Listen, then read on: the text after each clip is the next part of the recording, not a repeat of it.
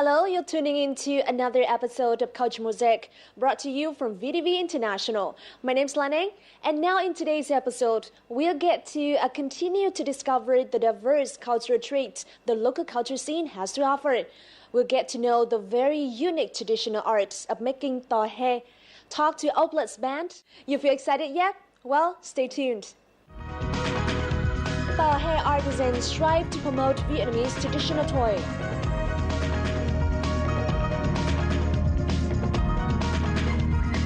Oplet's eyeing further conquests in showbiz.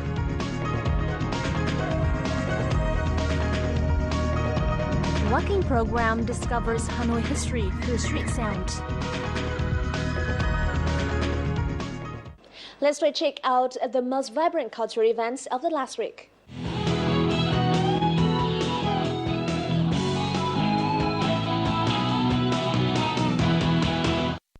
Young artists in Vietnam gathered on Sunday to compete with fellow art students and showcase their talent in a contest themed Heal the World, which was hosted by Hanoi's Global Arts Center. Now, common international issues including political conflicts, climate change, and the illegal trade of endangered species were among the topics for the children to express on paper. The children's hopeful perspective on these complex international issues gave the adults in attendance much to think about. The organizing committee has selected 17 outstanding paintings for award. This year's first prize winner is 11-year-old Nguyễn Thùy Linh with her painting Doves Heal the World. The 10 best students will represent Vietnam at the International Heal the World competition to be held in Manila, Philippines next month. An exhibition entitled Starlight has been held in Hanoi to showcase works from a charity project for children in the mountainous district of Quảng Bạ in Hà Giang province. The project drew the participation of Vietnamese and foreign volunteers, artists, and photographers. Valley houses surrounded by peach blossoms. Ethnic girls carrying baskets on the backs. These are just a few of the images captured on different materials as a result of the Mountain Star charity project focused on children in Quảng Bạ district in Hà Giang province. The project attracted dozens of Vietnamese and foreign volunteers, artists and photographers. Tôi có chụp chân dung của một cô bé người Mông. Ấn tượng với khuôn mặt đấy trong suốt một buổi sáng. Tôi chụp rất nhiều nhưng mà duy nhất một bức ảnh đấy là tôi hài lòng. Thì tôi quyết định là vẽ một bức tranh chân dung một thiếu nữ dựa trên cảm hứng các cái nét đẹp của cô bé đó. Đấy là bức. Besides works from photographers and artists, the exhibition also features paintings by children from Quảng Bạ. Innocent imaginations, bright colors and meaningful messages are conveyed through the paintings. Tôi ấn tượng nhất với những cái bức tranh về ước mơ của các em. Những cái ước mơ rất là đơn giản, ví dụ như là các em vẽ trường lớp nó đầy đủ công cụ để học tập. Qua cái ước mơ đấy thì mình cũng có thể cảm thấy hiện trạng về sự thiếu thốn của các em. Thật sự là muốn làm gì đó để ủng hộ cho cái ước mơ của các em. The project aims to promote a love for art among mountainous children and raise the awareness of traditional values. We also hope that these children will live their dreams and become more confident.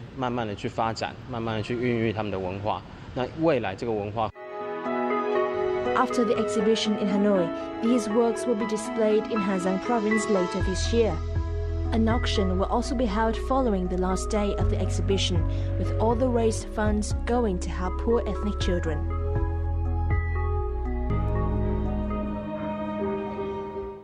Halloween is right around the corner, and Hanoi is already preparing for the celebrations. Let's join in this atmosphere in the following report. Various activities like costume and singing competition happened in Đại Nam University. Scared and excited at the same time were the feelings of 500 people attended this Halloween festival. Chương trình này rất là sôi động và rất là thú vị anh ạ. Dạ, thực sự là khi được tham gia vào chương trình Halloween này em cảm thấy rất vui ạ. Và nhờ vào chương trình này thì chúng em có thể là những chương trình ngoại khóa chúng có thể giao lưu học hỏi được rất nhiều điều ạ. Highlight of the festival was the comedy Journey to Heaven. Along with laughs, the comedy delivered a meaningful message.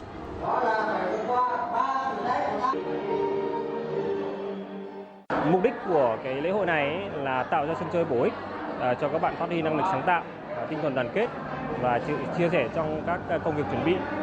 Và ngoài ra thì chúng tôi cũng mong muốn là thông qua cái chương trình này thì giúp các bạn sinh viên là hòa nhập với văn hóa quốc tế. This holiday is becoming more popular in Vietnam. It is not only a day for costume and ghost stories, but also a day with death and life messages. A massive Halloween celebration will take place in Hồ Tây Water Park on Friday. Let's spin it up, go out and smash it, like oh my God, jump out that sofa. The ceremony in recognition of Con Đảo National Park as Vietnam's 6th Ramsar site will take place on November the 1st, 2014 in Con Đảo. Ramsar Site under the Ramsar Convention is the title given to wetlands that are recognized as being of international importance.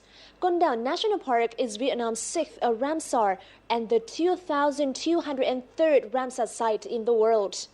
The park is the habitat of a diversifying flora and fauna species, many of which are listed as endangered. In addition to the ceremony, the program also consists of other activities such as visiting the park, setting sea turtles free, and raising communities' awareness about the Ramsar Convention.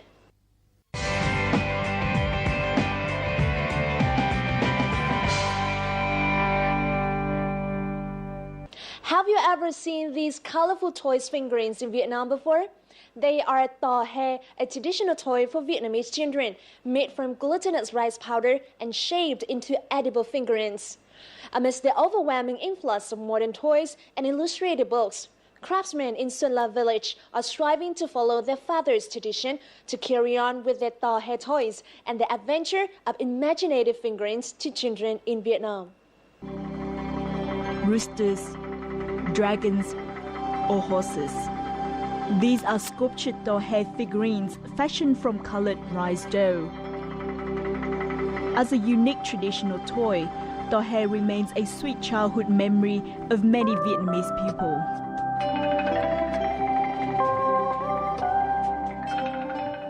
Nghề tò he ngày xưa các cụ là nặng bằng đất. Nhưng sau khi phát triển về trí tuệ và các thứ lên thì người Việt Nam mình mà chính quê tôi đã chuyển từ cái chất nặng bằng đất chuyển sang tinh bột nguyên chất bằng chất gạo ngũ cốc mình thường ăn dùng hàng ngày nuôi sống con người này, và các cụ đã tìm ra cái cách nhuộm phối màu bằng cây hoa lá thiên nhiên.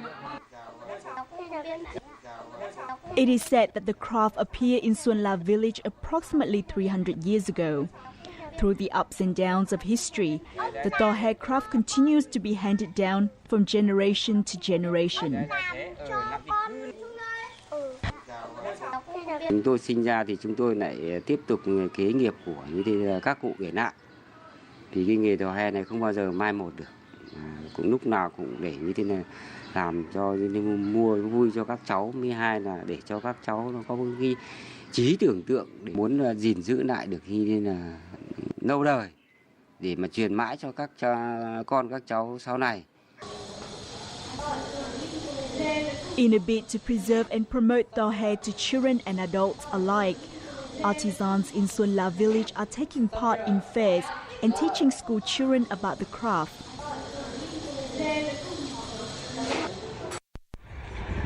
At the Phú Xuyên Craft Fair, which took place last week, their tò he creations stood out among thousands of craft products at the event. Besides those on display, artisans also offered people a chance to learn the art of making tò he.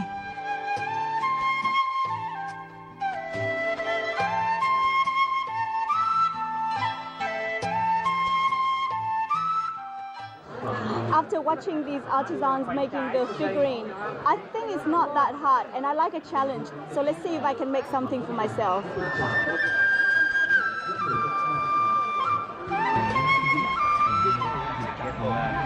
V tròn, nguyên tắc nó bao giờ ở V tròn. This is my rose, and it's not a perfect rose like those artisans have made, but I think it's not that bad.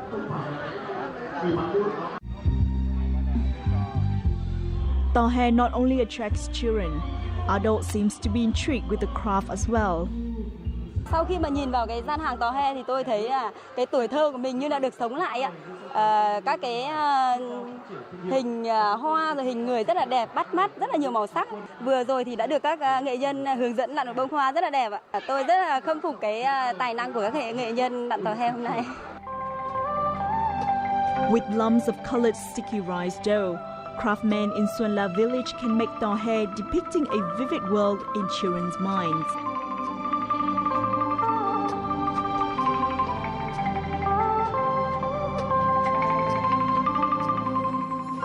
Children are able to learn about Vietnamese folk tales like story of Sen Dòng through their creations.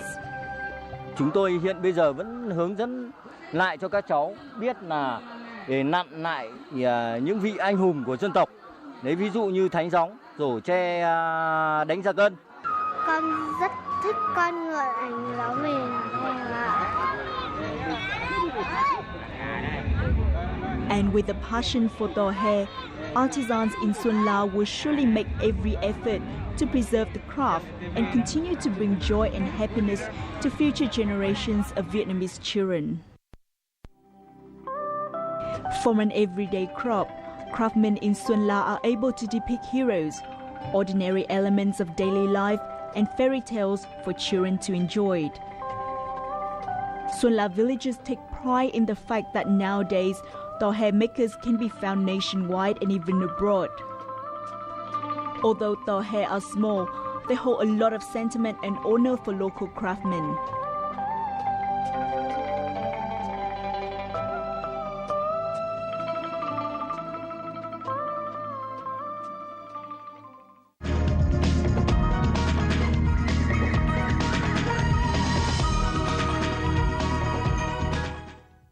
You're tuning into Culture Mosaic, a weekly journal featuring the rich cultural diversity of Vietnam and vibrant international cultural events happening around the country. We hope to become the bridge connecting artists and the works with our viewers out there. So don't go away, we have a lot more in this week's installment coming for you in just a moment.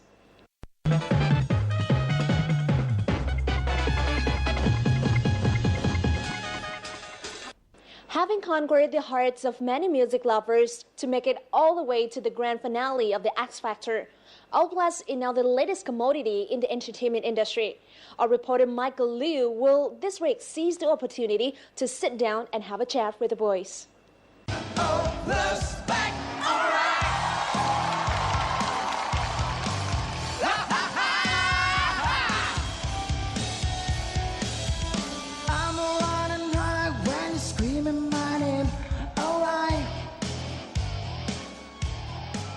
Sharing the same blood type as well as love for 90s music, the boys of O+ rocked up to the X Factor and let the audiences relive the golden age of boy bands.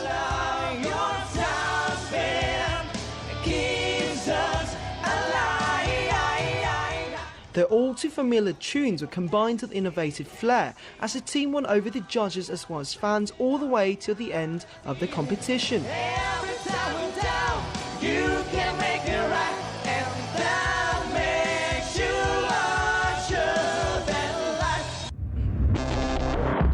Coming straight from the fiery stages of the X Factor, the boys of O+ are here in the house today to talk about the journey and all things O+ related. So congratulations on your great success in the X Factor. How has your life changed since then, and how do you guys feel now? Thanks. It's so relaxing and relieving to be back home in the midst of a beautiful Hanoi autumn. So participating in such a tiring competition like the X Factor, what sacrifices have the team members had to make? When we signed up for a competition, which was on a temporary basis and going for several months, it was seriously a tough call. We had to leave behind all our career plans that existed at the time. We all had to make our sacrifices with work, family and friends. This was a great challenge, but also a strong motivation for our performances too. Vì một giây phút anh vô tình lạc bước đến chân trời mới. Ngày nào đó nếu anh dương sẽ không còn loài người chìm trong đêm giá băng và tình người sẽ tan biến như. So how do your friends and families react to the extravagant costumes that you guys were in and the gorgeous stages that you guys performed on? This was the first time we had to do role plays and turn into stage characters for performing. It felt really strange and we didn't know what to make of it at first. It was nothing like what we had experienced before and we were seriously freaked out about becoming walking wardrobe malfunctions on stage. However, people's reactions turned out fine, which made us happy.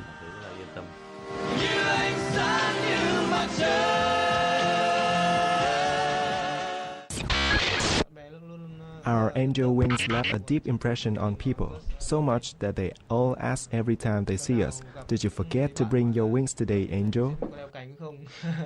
The story behind those wings was quite a legacy too.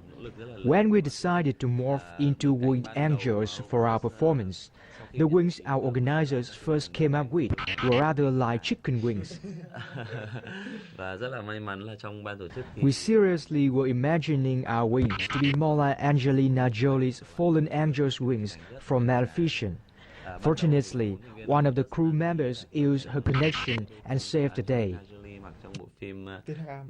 Who were your most formidable rivals and why were they so formidable? Speaking of arch rivals, F-Band were always the first that came to our minds. Even more special, they were our friends too. We both received great expectations from the audiences since the beginning. We both consider each other to be the main challengers, even though we were really close in real life, but watched each other's every step as it drove us both to improve. Yêu là đau, thương là đau sao, chờ mong người đi về đâu vẫn nhớ về. Tình là có không khí nào. We will never walk away with regrets after betting faith on such a life-changing experience, because it will ensure your youth was never wasted. New adventures like that will give you maturity and important life lessons. Vietnamese media these days often compare you guys to One Direction and call you the Vietnamese One Direction. So how do you guys plan to change this and turn the tables and make people call One Direction the British O+? Hey, they might not live longer than us. Who knows? Maybe under the great pressure of international showbiz on 1D, O+ with the love of devout Vietnamese fans may last longer in the race. I closed the door like so many times before. Feeling like a scene on the cutting room floor. When I let you walk away tonight without a... 90s pop returns to the 21st century and make pretty ladies scream in great excitement once more. So singing a really, really special kind of music which is originated from the 90s and is no longer popular in the modern music industry, what challenges do you guys face and why did you guys decide to choose this kind of music? Whether it's music or fashion, art evolves in a cycle. Perhaps some familiar tunes or delicacy from the past may be of great meaning to people once more. Since very young, we have listened to boy bands a lot. Fate and that brought us together. What fate couldn't bring were the skills that are ingrained in our souls through our passion for boy bands. These are important because it determines the harmony within a group. Because I know you'll always be with me in the possibility. Our greatest challenge right now is the loss of our innocent spirit that we once had when first coming to performing music. Under professionalization, things are more choreographed and much more serious right now. So, what does the future hold for O+? We will certainly never give up our enthusiasm. No matter how professional we become, we will definitely put our hearts and souls into the covers of our favorite boy band's music, because it is not only a challenge, but also a life goal of fulfilling our dreams. Thank you guys for joining us here in the studio today. I've thoroughly enjoyed our talk together. Thanks for talking to us, and see you in the near future. Ciao.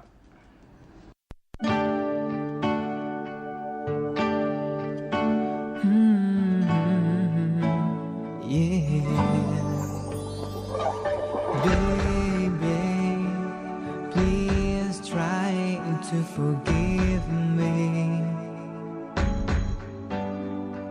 Stay here and don't put out the glow. Hold me now, don't bother. If every minute it makes me weaker, you can save me from the man that I become. Oh yeah. Looking back on the things I've done, I was trying to be someone. I played my part, kept you in the dark.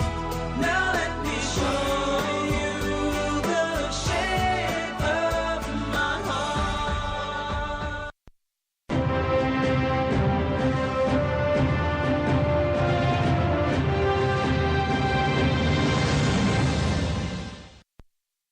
Have you ever heard of sound work, an excursion whose main purpose is listening to the environment? This year's Hanoi Sound Work is coming back to town, promising to provide workers with a chance to discover the typical sounds of the capital in the past. Initiated by the two guys from the UK and France who have been living in the city for a few years, Hanoi Sound Work is to evoke the unseen aspects of places in the capital city. In our Connecting Culture this week, let's find out what is special about this year's program.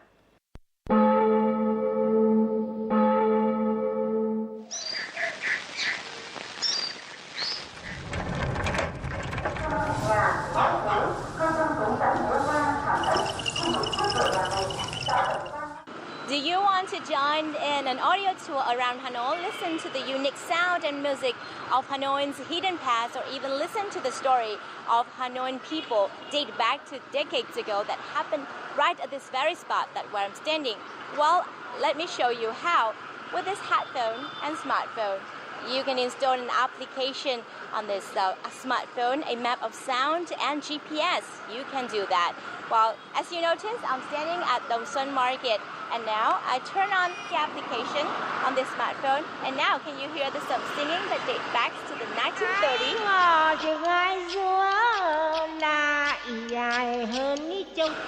Interesting, huh? And now I start moving, and the sound and the music will change. Moving along Dongsun Street, the singing voices of the blind buskers singing some are smoothly being replaced by the typical sounds of Hanoi's old tram cars from decades ago. The sounds are activated by my location, so to hear more, I have to travel further. And this is the concept of Sound Walk. Meet Josh Kopisek and his Hanoi Sound Walk team. Josh, who holds a PhD in music, has lived in Hanoi for 3 years and has a passion for the sounds of the city.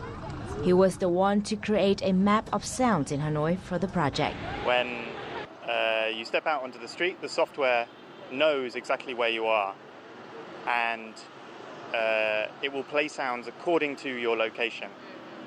So actually it's you have to be in the exact place in order to hear those sounds.